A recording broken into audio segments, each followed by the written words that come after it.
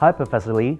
To understand writing teachers' feedback literacy in the secondary English classroom, over 300 teachers were invited to complete a questionnaire in your research projects funded by SCOLAR.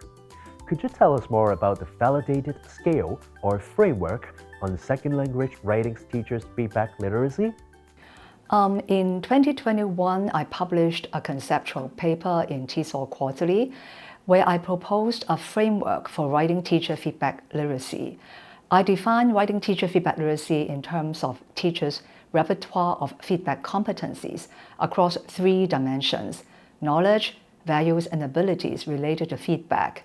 Building on this framework, my co-researchers and I developed and validated a scale of L2 writing teacher feedback literacy. The scale comprises 34 Likert scale statements that reflect these 3 dimensions of feedback literacy. I applied this scale in my SCOLAR project and administered it to over 300 teachers to find out their self-reported feedback literacy as writing teachers. How could the writing teachers' feedback literacy scale be used in teacher training programs to help educators develop a deeper and more actionable understanding of feedback literacy?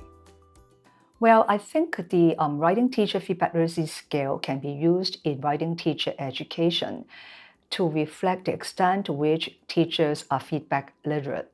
To elaborate, in terms of knowledge, the scale can reveal the areas in which teachers need to further strengthen their understanding of feedback. For example, the ability to tailor their feedback to meet individual student needs. In terms of values, the scale can uncover gaps in teachers' orientation toward the longer-term goal of feedback. For example, a lot of teachers tend to use feedback to fix immediate problems, like to fix students' errors in writing, whereas a longer-term goal of feedback should be to use feedback to help students develop self-regulated learning and autonomous learning. In terms of values, the scale can reveal areas in which teachers lack confidence. For example, many teachers are found to lack confidence in helping students with self and peer evaluation. So I would say overall, this scale can be used by teacher educators to address specific areas of teachers' professional development. It can be used by teachers as a reflective tool to critically examine their own feedback practices. What suggestions would you give for prioritizing the focuses of writing feedback? Do factors like text types and students' ability affect prioritization of these focuses?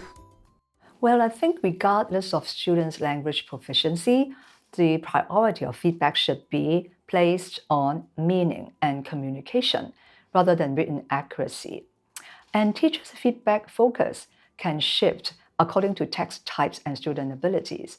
For example, in providing feedback on a story, the focus could be on story structure, whereas for feedback on argumentative writing, the priority should be placed on the clarity of arguments and the strength of the evidence in support of the arguments. For high ability students, feedback should be more detailed and nuanced, whereas for low proficiency students, feedback should probably be more selective and focused. What are the important factors for enhancing students' ability to engage in peer and self-feedback? Okay, to enhance students' ability to engage in self and peer feedback, training is absolutely necessary.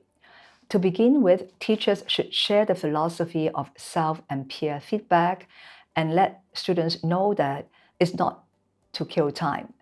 It's mainly to help them develop their metacognition, their evaluative judgment of writing, and to become more assessment capable. Take peer feedback as an example. It's important for teachers to tell both the givers and receivers of peer feedback about what to do. For the givers of peer feedback, they don't just give a comment, but they have to give a comment, explain, and justify, preferably in writing.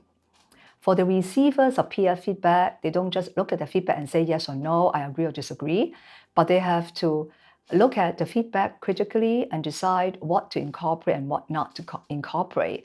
And they can even write some reflective notes in their logbook to explain their revision behavior, like why they revise their writing in the way they do, and why they reject certain peer comments.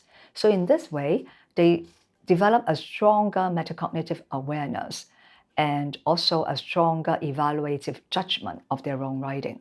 For self-feedback, teachers should help students set goals initially by providing goal setting sheets.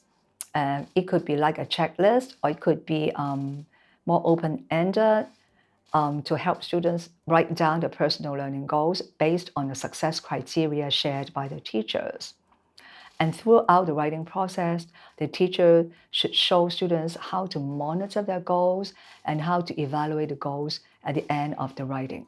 Beyond the solution of reducing teachers' workload, what specific scheduling or curriculum adjustments could make feedback practices more sustainable? I think feedback becomes truly meaningful when it takes place in a multiple draft classrooms. But in a lot of classrooms in Hong Kong, teachers still require single drafts. The problem with single drafting is that students do not really have to take teacher feedback seriously because they don't have to use the feedback to revise and improve their writing.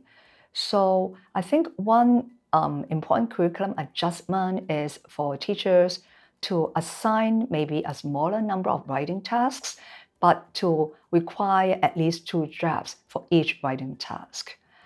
Another adjustment, I would say, maybe less to do with the curriculum, but maybe assessment adjustment, is to de-emphasize grades or scores, especially for the first drafts, because formative feedback works only in classrooms that emphasize ungrading.